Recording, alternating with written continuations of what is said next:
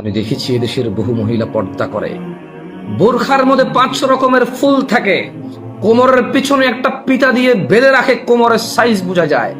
দেখেছি এদেশের বহু মানুষের হিজাবের নামে হিজাবের মধ্যে জরি, ঝরকা, ঝুমকা, দেখেছি সোনালী গোল্ডেন কালার চকচক করা কিছু একটা তার হিজাবের মধ্যে।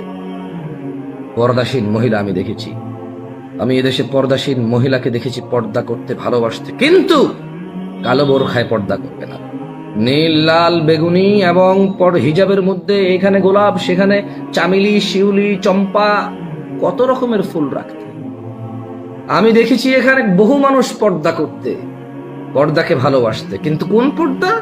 তা বোরখা হতে হবে নাভির নিচে ফুল, বোরখা হতে হবে কোমরের পিছনে বাঁধা, বোরখা হতে হবে শরীরের সাথে লাগানো, বোরখা দিয়ে বোঝা যাবে শরীরের অবয়ব, অবকাঠামো।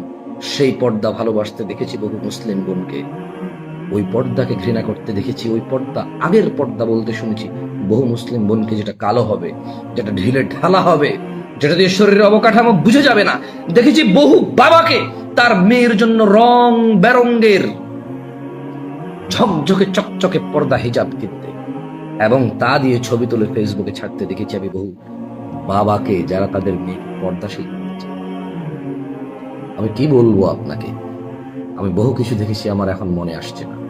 আমি বলছি না আমি খুব ভালো, এগুলোর ঊর্ধ্বে আমি নিজেকে এর ভিতরে রেখে কথা বলছি। আল্লাহ আমাকে ভালো হওয়ার তৌফিক দান, আল্লাহ সুবহানাহু ওয়া তাআলা আমাকে ভালো হওয়ার তৌফিক দান। তিনি আমাকে ক্ষমা করুন, তিনি আমাকে ওই পর্দা থেকে আশ্রয় দিন যা কোমরে বাঁধে, যেই বোরখার মধ্যে রং বেরঙ্গের জড়ি থাকে, রং বেরঙ্গের ফুল থাকে, যেই বোরখায় শরীরের অবকাঠামো বোঝা যায়। তিনি আমাকে ওই রকম পর্দার বুঝ থেকে আশ্রয় দান করুন।